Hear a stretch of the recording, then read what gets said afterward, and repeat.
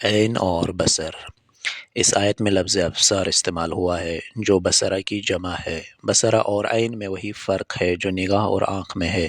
عین جسے اردو میں آنکھ کہتے ہیں ایک عضو کا نام ہے اور کارکردگی کی صفت جو دیکھنے سے متعلق ہے اس میں شامل نہیں، لیکن بصرہ جسے اردو میں نگاہ کہتے ہیں اس اعتبار سے آنکھ ہے کہ اس سے دیکھنے کا کام لیا جاتا ہے۔ جب کوئی شاعر اپنے محبوب کی آنکھوں کی تعریف کرنا چاہتا ہے تو وہ دیکھنے کے عمل پر توجہ نہیں دیتا اور لفظ آنکھ استعمال کرتا ہے۔ نگاہ اس مقام پر استعمال نہیں ہوتا کیونکہ یہاں آنکھ کی سیاہی، سرخی اور مستی اس کے پیش نظر ہے، لیکن جب بات دیکھنے کی ہو تو لفظ نگاہ استعمال ہوتا ہے۔ زیر بحث آیت میں چونکہ دیکھنے کا عمل مراد ہے اس لیے لفظ عیون نہیں بلکہ ابصار استعمال ہوا ہے۔ غض اور غمزہ۔ اس آیت میں دوسرا لفظ یغض استعمال ہوا ہے جس کا مادہ غضہ ہے۔ غض اور غمزہ دو لفظ ہیں جو آنکھ کے ساتھ استعمال ہوتے ہیں۔ بعض افراد ان دونوں کا مفہوم غتربود کر دیتے ہیں۔ پہلے ہمیں ان دونوں کے معانی کو طے کرنا چاہیے۔ پلکوں کو ایک دوسرے پر سلا دینا غمزہ ہے اور غمزہ کرنا کنایہ ہے صرف نظر کرنے سے، جیسا کہ آپ ملاحظہ فرما رہے ہیں۔ لفظ غمزہ عین کے ساتھ ہے، بصر کے ساتھ نہیں ہے، لیکن غض کے ساتھ غض بصر، غض نظر، غض طرف تینوں ترکیبیں استعمال ہوتی ہیں اور غض کے معنی ہے کم کرنا۔ غض بصرہ کے معنی ہوئے نگاہ کم کرنا۔ قرآن مجید حضرت لقمان علیہ السلام کو اپنے فرزند کو نصیحت کے بیان میں ارشاد فرماتا ہے اپنی آواز کم کرو، یعنی چیخ کر نہ بولو۔ وَاغْضُضْ مِن صَوْتِكَ، سورہ لقمان آیت نمبر 19۔ سورہ حجرات کی تیسری آیت میں ارشاد ہوتا ہے جو لوگ رسول اللہ صلی اللہ علیہ وسلم کے سامنے بات کرتے ہیں اپنی آوازیں دھیمی رکھتے ہیں اور وہ وہی لوگ ہیں جن کے دلوں کو اللہ نے تقوی کے لیے جانچ لیا ہے۔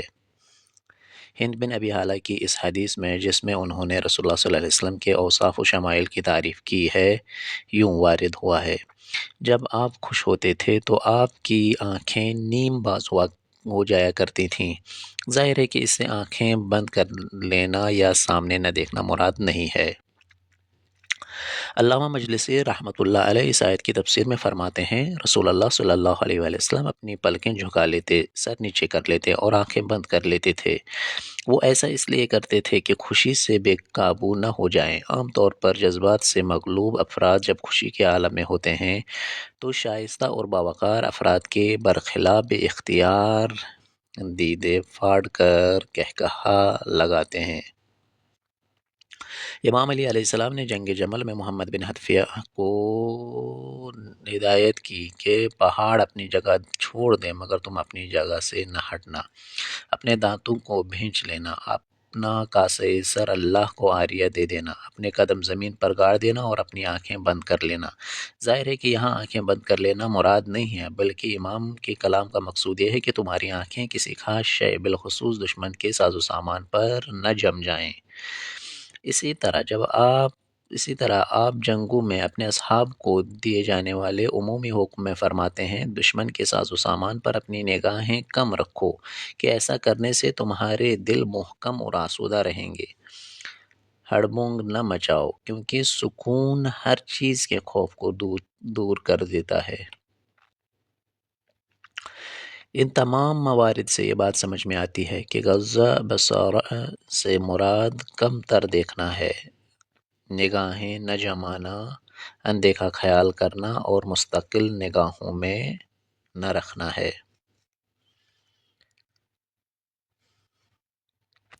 سورہ نور کی اس آیت کے ذیل میں صاحب تفسیر مجموع البیان نے لکھا ہے کہ بنیادی طور پر غض کا مفہوم حش اور کمی ہے۔ بنیادی طور پر غض کا مفہوم کاہش اور کمی ہے۔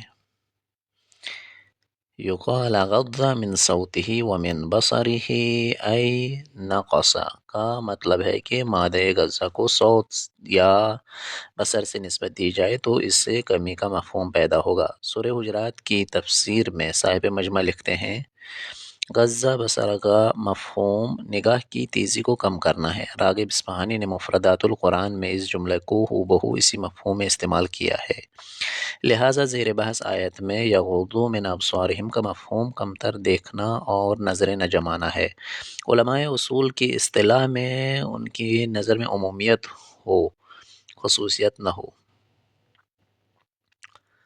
زیادہ وضاحت سے یوں کہوں کہ کبھی انسانی نگاہ کسی شخص کے سراپا کو جانچنے کے لیے ہوتی ہے، اس وقت وہ پوری توجہ سے اس کے لباس، اس کے سنگھار اور اس کے محاسن کا بھرپور جائزہ لیتا ہے، لیکن کبھی وہ سامنے کھڑے ہوئے شخص کو صرف اس لیے دیکھتا ہے کہ اس سے بات کر رہا ہوتا ہے، اور چونکہ گفتگو کا لازمہ دیکھنا ہے اس لیے آنکھیں اسے دیکھتی ہیں۔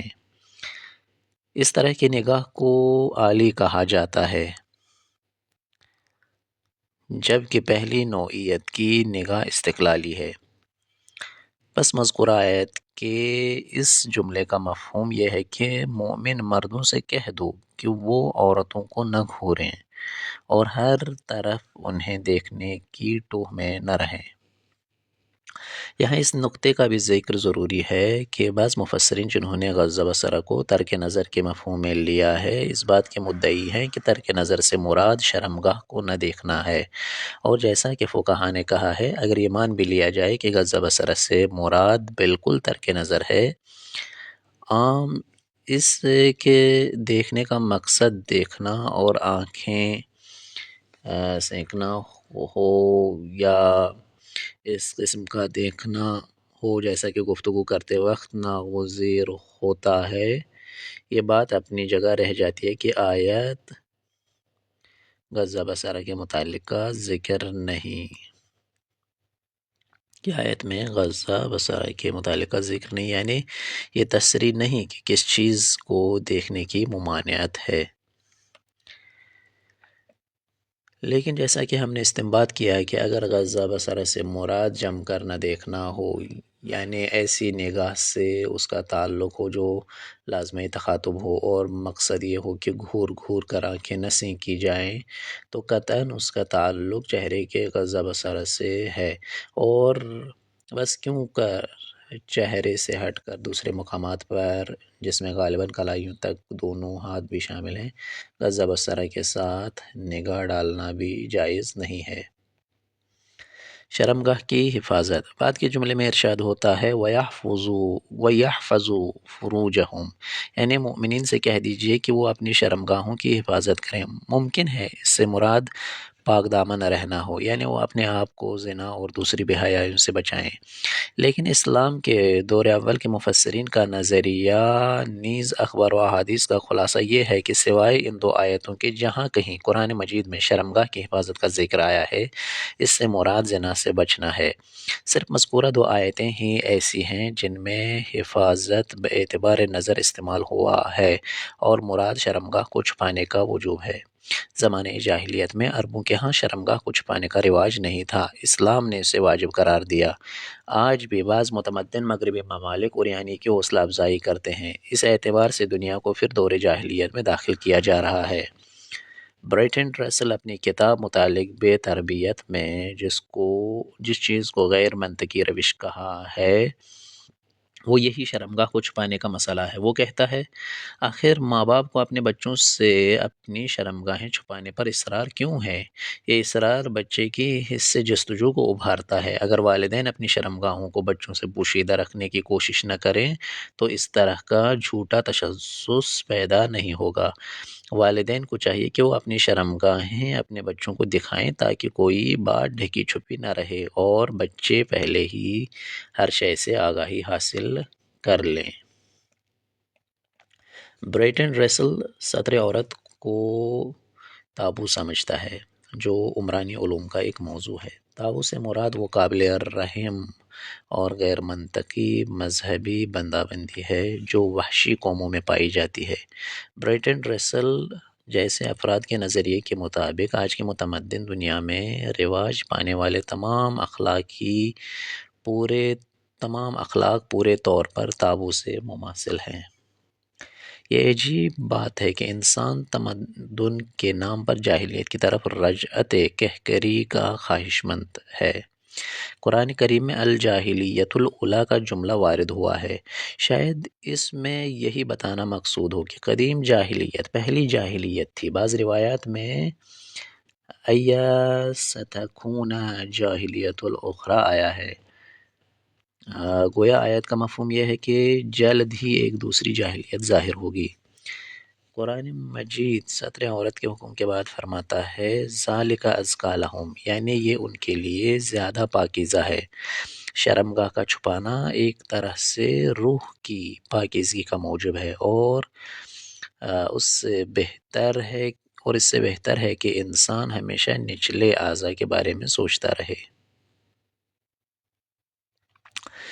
اس جملے کے ساتھ قرآن مجید چاہتا ہے کہ اس عمل کے فلسفے اور منطق کو بیان کرے، اور قدیم و جدید جاہلیت کے پرستاروں کو جواب دے کر وہ ان پابندیوں اور بندشوں کو غیر منطقی اور تابو نہ کہیں، بلکہ ان کی تاثیر اور منطق پر توجہ دیں۔ اس کے بعد ارشاد ہوتا ہے ان اللہ خبیر بما یصنعون، یعنی وہ جو کچھ وہ کرتے ہیں خدا اسے خوب جانتا ہے۔ اس سلسلے میں تاریخ میں رسول اکرم صلی اللہ علیہ وآلہ وسلم کا ایک واقعہ ملتا ہے۔ رسول اکرم صلی اللہ علیہ وآلہ وسلم فرماتے ہیں جب میں چھوٹا تھا تو میرے ساتھ کچھ مرتبہ ایسا ہوا کہ مجھے اپنے اندر ایک غیبی طاقت اور اپنے اوپر مامور ایک نگہبان کا احساس ہوا جو مجھے بعض کاموں کے ارتکاب سے روک دیتا ہے۔ ان دنوں میں بچہ تھا اور بچوں کے ساتھ کھیلا کرتا تھا۔ ایک قریشی کا مکان بن رہا تھا۔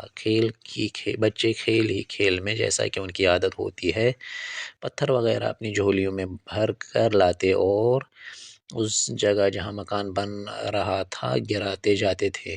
عربوں کے رواج کے مطابق یہ بچے لمبی قمیص پہنتے تھے جس کے نیچے زیر جامہ نہیں ہوتا تھا، لہٰذا جب وہ پتھر لینے کے لیے اپنی قمیض کے دامن کو اونچا کرتے تھے تو ان کی شرمگاہ نظر آنے لگتی تھی۔ میں نے بھی جب بچوں کے ہمراہ پتھر اٹھانے کے لیے دامن کو بلند کرنا چاہا تو کسی نے میرا ہاتھ پکڑ لیا اور میرا دامن گرا دیا۔ میں نے ایک بار پھر چاہا کہ دامن اونچا کروں اور پتھر بھر لوں، مگر پھر یوں ہی ہوا۔ تب میں سمجھ گیا کہ مجھے یہ کام نہیں کرنا چاہیے۔ شرح نہج البلاغہ ابن ابی الحدید خطبہ نمبر 190۔ بعد کی آیت میں ارشاد ہوتا ہے وَقُلْ لِلْمُؤْمِنِينَ يَغُضُّوا مِنْ أَبْصَارِهِنَّ وَيَحْفَظْنَ فُرُوجَهُنَّ۔ یہ بالکل وہی پہلے بیان کیے جانے والے فریضے ہیں، ترک نظر اور پاک دامنی، جو پہلے مردوں کے لیے بیان ہو چکے ہیں۔ اس آیت میں یہی فریضے عورتوں کے لیے بھی انہی الفاظ کے ساتھ واجب قرار پائے ہیں۔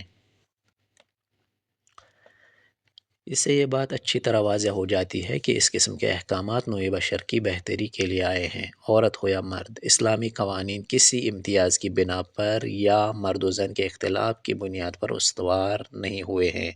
اگر ایسا ہوتا تو تمام واجبات عورت کے لیے ہوتے اور مرد ان سے بری الذمہ ہوتے۔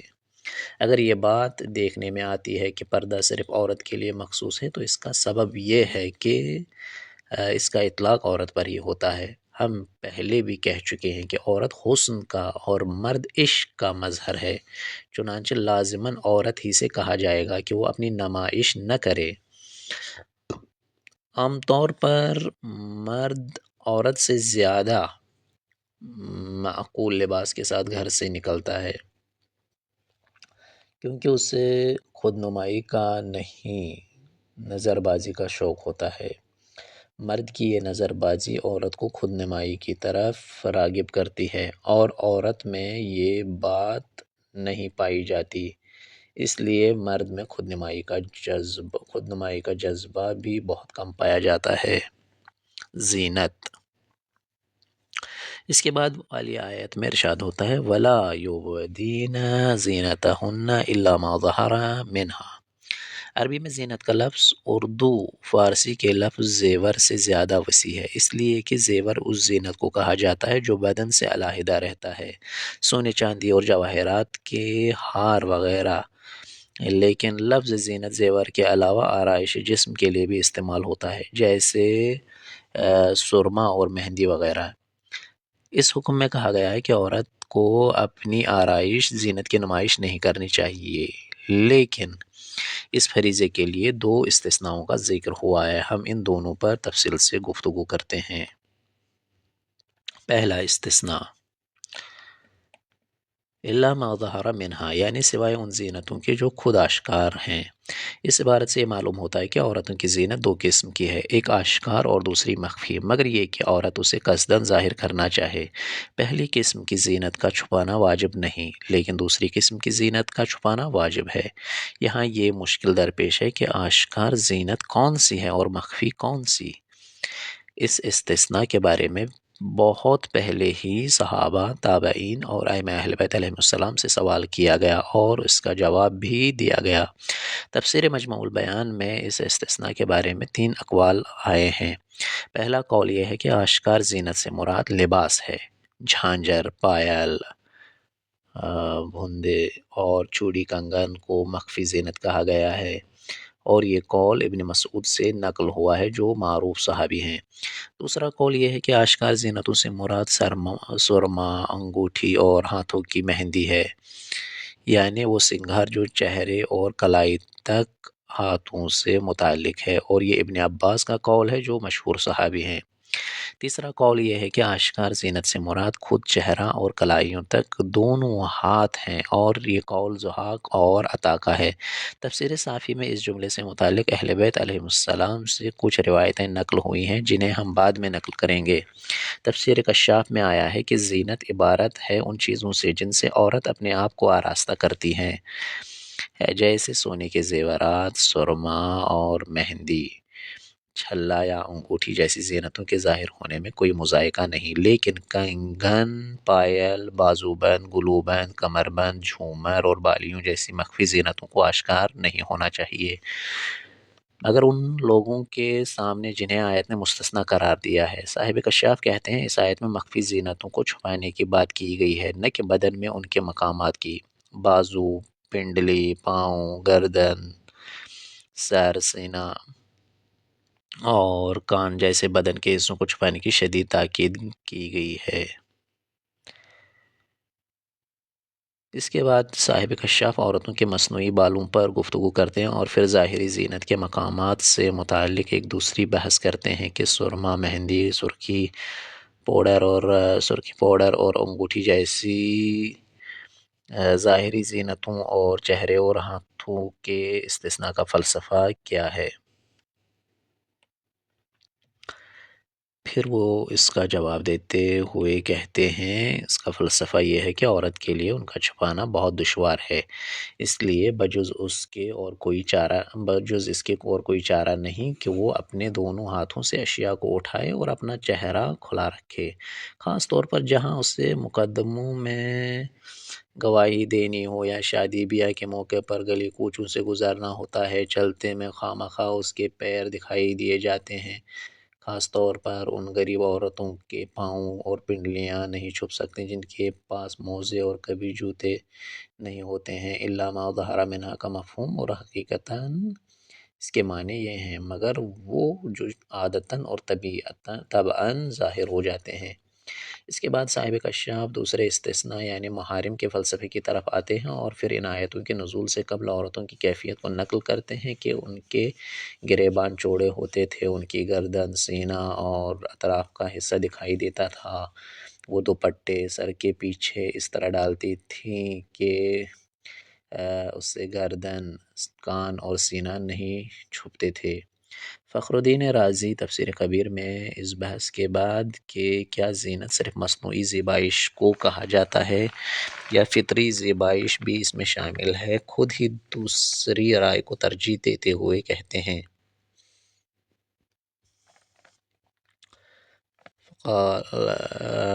قفال کی طرح فطری زیبائی مراد لینے والوں کا خیال ہے کہ آشکار زینت سے مراد عورتوں میں چہرے اور کلائی تک دونوں ہاتھوں اور مردوں میں چہرہ، دونوں ہاتھ اور دونوں پیر ہیں۔ کفال کے خیال میں چونکہ معاشرتی ضرورت اس بات کی متقاضی ہے کہ چہرہ اور کلائی تک دونوں ہاتھ کھلے رہیں اور شریعت اسلام ایک سہل اور آسان شریعت ہے، اس لیے چہرہ اور کلائی تک دونوں ہاتھوں کا چھپانا واجب قرار نہیں دیا گیا۔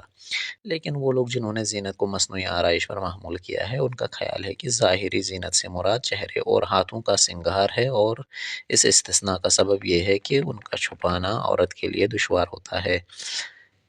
اس کو کسی شے کو اٹھانے کے لیے ہاتھوں کا استعمال کرنا ہی پڑتا ہے۔ نیز مقدموں میں گواہی اور شادی کے موقعوں پر بھی اس کے لیے چہرہ کھولنا ناگزیر ہوتا ہے۔ اس استثناء کے بارے میں ائمہ اہل بیت علیہم السلام سے بہت زیادہ پوچھا گیا اور انہوں نے اس کا جواب بھی دیا ہے۔ چنانچہ ہم کتب حدیث میں چند روایتیں نقل کرتے ہیں۔ غالباً تفسیر صافی میں بھی ان دونوں روایتوں کو نقل کیا گیا ہے اور ان میں بظاہر کوئی اختلاف نہیں پایا جاتا۔ زرارہ بیان کرتے ہیں کہ امام صادق علیہ السلام سے پوچھا گیا کہ وہ آشکار زینت جس کا عورت کے لیے چھپانا واجب نہیں ہے، تو امام علیہ السلام نے فرمایا وہ سرما اور انگوٹھی ہے۔ اصول کافی جلد 5 صفحہ نمبر 521 اور وسائل الشیعہ جلد سے صفحہ نمبر 35۔ امام باقر علیہ السلام نے فرمایا ظاہری زینت میں لباس، سرما، انگوٹھی، مہندی اور چوڑیاں شامل ہیں۔ اس کے بعد آپ نے فرمایا زینت کی 3 قسمیں ہیں، ایک تمام لوگوں کے لیے ہے جو ابھی ہم نے بیان کی ہے، دوسری محرموں کے لیے ہے اور وہ گلو بند جس سے اوپر اور بازو بند اور پازیب سے نیچے کی جگہ ہے، تیسری زینت کا تعلق شوہر سے ہے اور وہ عورت کا پورا بدن ہے۔ تفسیر صافی سورہ نور آیت نمبر 31 کی ذیل میں، نقل از تفسیر علی ابن ابراہیم قمی۔ ابو بصیر کہتے ہیں کہ میں نے امام صادق علیہ السلام سے پوچھا کہ الا ما ظہر منہا کی تفسیر کیا ہے، تو آپ نے فرمایا انگوٹھی اور کنگن۔ راوی جو ایک شیعہ ہے کہتا ہے کہ میں نے امام صادق علیہ السلام سے پوچھا کہ مرد محرم نہ ہونے کی صورت میں عورت کے جسم کے کس حصے کو دیکھ سکتا ہے؟ آپ نے فرمایا چہرہ، کلائی تک دونوں ہاتھ اور ٹخنوں تک دونوں پاؤں۔ یہ روایت عورت کے چہرے اور ہتھیلیوں پر نظر ڈالنے کے جواز سے متعلق ہے، نہ ان کے چھپائے جانے کے عدم وجوب سے، اور یہ دونوں ایک دوسرے سے الگ مسئلے ہیں، لیکن ہم بعد میں عرض کریں گے کہ اشکال زیادہ تر جواز نظر میں ہے، نہ پوشیدگی کے عدم وجوب میں۔ اگر نظر ڈالنا جائز ہو تو بطریق اولیٰ چھپانا واجب نہیں، تاہم اس کے بارے میں آگے چل کر گفتگو کریں گے۔ خلیفہ اول حضرت ابوبکر کی بیٹی اسماء جو ام المومنین عائشہ کی بہن تھی، ایسا لباس پہن کر رسول اللہ صلی اللہ علیہ وسلم کے گھر آئیں جس سے ان کا جسم جھلکتا تھا۔ رسول اللہ صلی اللہ علیہ وسلم نے اپنا چہرہ مبارک ان کی طرف سے پھیر لیا اور فرمایا اے اسماء، عورت جوان ہو جائے تو اس کے لیے جائز نہیں کہ اس کے بدن کا کوئی حصہ دکھائی دے مگر یہ اور یہ کہہ کر آپ نے اپنے چہرے اور کلائی سے نیچے دونوں ہاتھوں کی طرف اشارہ کیا۔ سنن ابن داؤد جلد 2 صفحہ نمبر 383۔ یہ روایت ابن عباس، ضحاک اور عطا کے نظریے سے مطابقت رکھتی ہیں، نہ کہ ابن مسعود کے نظریے سے جو یہ کہتے ہیں کہ زینت سے مراد ظاہری لباس ہے۔ بنیادی طور پر ابن مسعود کی رائے کو درست قرار نہیں دیا جا سکتا، کیونکہ خود بخود آشکار ہونے والا لباس وہی ہے جو اوپر پہنا جاتا ہے، نیچے پہنا جانے والا لباس ظاہر ہے، دیکھا نہیں جاتا۔ اس صورت میں اس کا کوئی مفہوم نہیں نکلتا کہ عورتیں اپنی زینتوں کو آشکار نہ کریں مگر وہ لباس جو اوپر پہنا جاتا ہے۔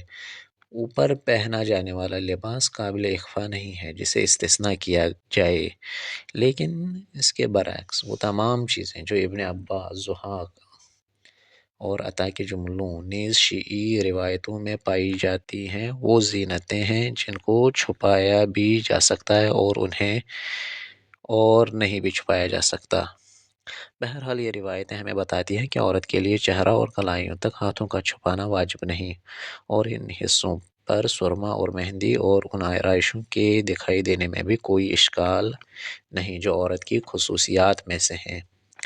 یہاں یہ عرض کر دوں کہ میں نے اس مسئلے کو اپنے نظر سے بیان کیا ہے، البتہ ہر شخص پر واجب ہے کہ وہ اپنے مرجع تقلید کے فتوے پر عمل کرے۔ میں نے جو کچھ عرض کیا ہے وہ بعض مراجع تقلید کے فتوے کے مطابق ہے، مگر ممکن ہے بعض مراجع کے فتوے اس سے ہم آہنگ نہ ہوں، اگرچہ اس کی مخالفت پر مبنی کوئی فتویٰ موجود نہیں ہے۔ جو کچھ ہے وہ بطور صریح نہیں، بطور احتیاط ہے۔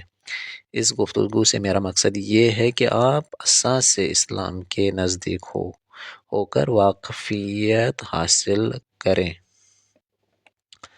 ہم سب جانتے ہیں کہ آج معاشرے کا ایک بڑا حصہ جو اپنے آپ کو روشن فکر کہتا ہے، اسلام کو خاص طور پر عورتوں سے متعلق مسائل کو منفی نگاہ سے دیکھتا ہے۔ وہ نہیں چاہتا کہ اسلام کیا کہتا وہ نہیں جانتا کہ اسلام کیا کہتا ہے، وہ اسلام کے اجتماعی فلسفے سے آگاہ نہیں، اس لیے اس کی منفی سوچ 100% بے بنیاد ہے۔ ایسے لوگ نہ صرف یہ کہ اپنی خواہشات کی پیروی میں عملاً پردے اور پاک دامنی کے قائل نہیں، بلکہ وہ اسلامی حجاب سے آشنا نہ ہونے کے سبب اسے خرافات سمجھتے ہیں اور کہتے ہیں کہ یہ حکم نوع بشر کی بدبختی کا سبب ہے، اور یہی فکر اسلام سے ان کی دوری بلکہ بے تعلقی کا سبب بنی ہے۔ اگر بات صرف عمل نہ کرنے اور شہوات کی پیروی کی ہوتی تو بھی کوئی بڑی بات نہ تھی، مگر یہاں تو انکار اسلام اور بے اعتقادی کا مسئلہ ہے، لہٰذا آپ کو چاہیے کہ اسلام کے معاشرتی فلسفے کا مطالعہ کریں تاکہ ایسے شخص سے ٹکراؤ میں آپ انہیں جواب دے سکیں۔ ظاہر ہے کہ صرف توضیح المسائل جیسے رسالہ عملیہ کا پڑھنا اور فتووں سے آگاہی حاصل کرنا ہی کافی نہیں، بلکہ اس منزل پر بے اعتبار نقل اور معاشرتی فلسفے کے پہلو سے بھی ایک استدلالی بحث کی ضرورت ہے، اور اسی وجہ سے ہم پر لازم ہو گیا ہے کہ اس موضوع پر دلائل و اسناد کے ساتھ استدلالی بحث کریں۔ لیکن اس بارے میں کہ عورت اپنے محرموں کے سامنے کس حد تک پردہ نہ کرنے کا حق رکھتی ہے، مختلف روایات اور فتوے ہیں۔ ان روایتوں اور بعض فقہا کے فتووں سے یہ استنباط ہوتا ہے کہ ماں سوائے شوہر کے دیگر محرموں کے سامنے ناف سے زانوں تک کا پردہ کرنا ضروری ہے۔